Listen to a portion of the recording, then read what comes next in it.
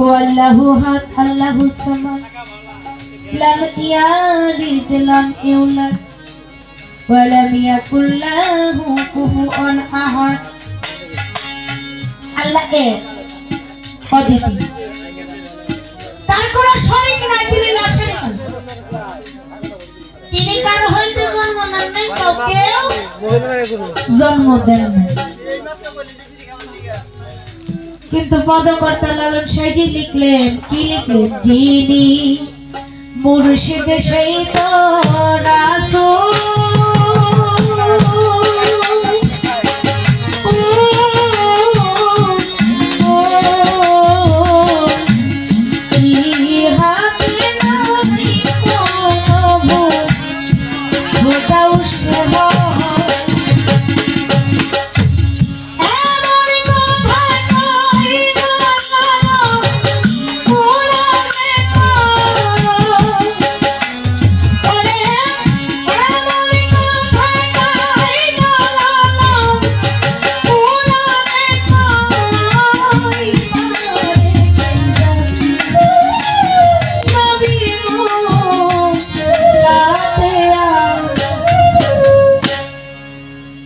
কোরআনের ভিতরে তিনি এক, তিনি অদ্বিতীয়, এই কথাটা কিন্তু সূরা ইখলাস।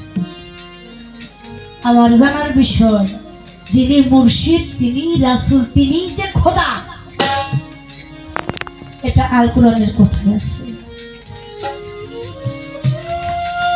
আমরা কোন ভঞ্জকে দৃষ্টি করলে একতারে মিলিত হলে আমরা কাফের হব না, আমার সেজদাটা শিরিক হবে না। আমি একজনকে সেজদা করলে যেন আমার মাওলা পর্যন্ত পৌঁছে।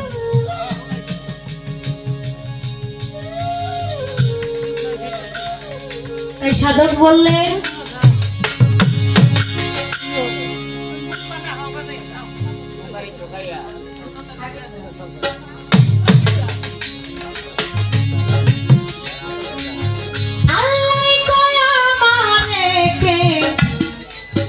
শরীক কইল না, আমি হইয়া শারীক আল্লাহ ইখলাসের বর্ণনা।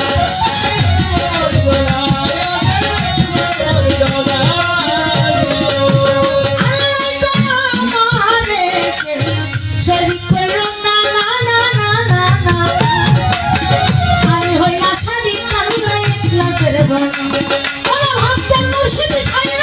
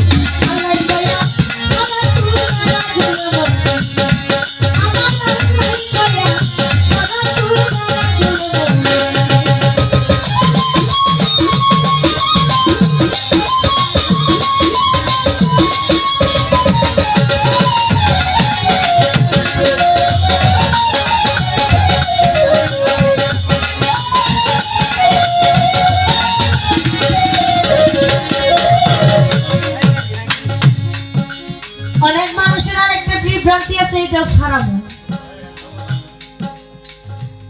আমার দীনবন্ধুর কাছে দুটি কথা আমার আর্জি, একটি আমি রাখছি,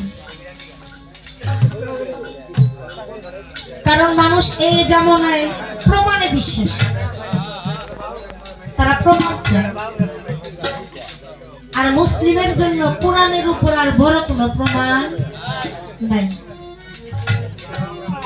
এর জন্য আমার দরদির কাছে ওইখান থেকে একটি কথা রেখেছি, তাহলে বায়াত যে করতে হবে,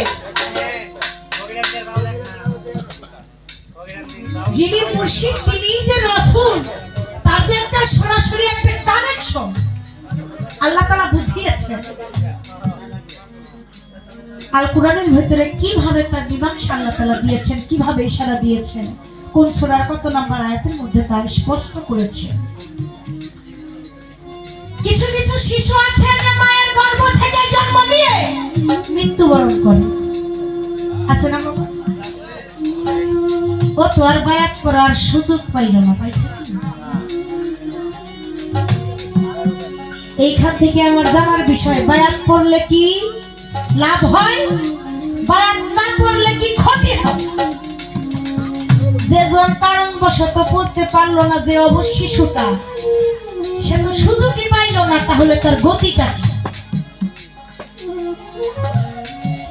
তারও তো একটা গতি আছে।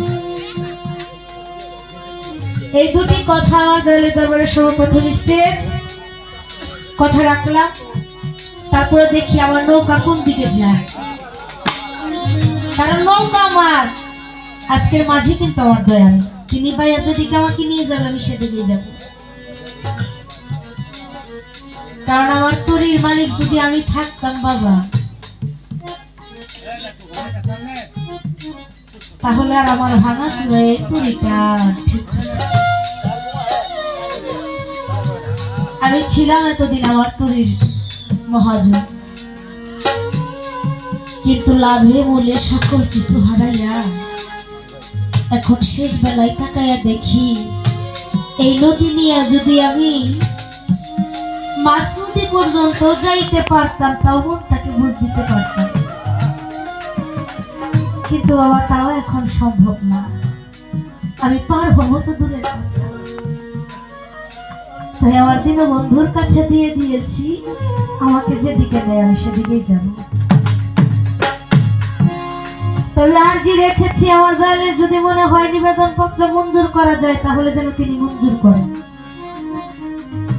আর যদি মনে হয় যে মঞ্জুর করা যাবে না, তাহলে নিঃসন্দেহে যেন তিনি খারিজ করে দেন। কোন অভিযোগ, কোন মতভেদ আমার দয়ালের প্রতি আমার থাকবে না। আমি গানটা রেখেছি যারা বিশ্বাস করে না তাদের জন্য, আমার কাছে কিন্তু বিশ্বাস করে, আমি অলরেডি তার ভক্ত, আমার কাছে কোনো সংশয় নাই। যারা বিশ্বাস করে না তাদের জন্য রেখেছি, যাতে আমাদের দলে আর দুই একজন আসে। তাই তো গুরু ধরা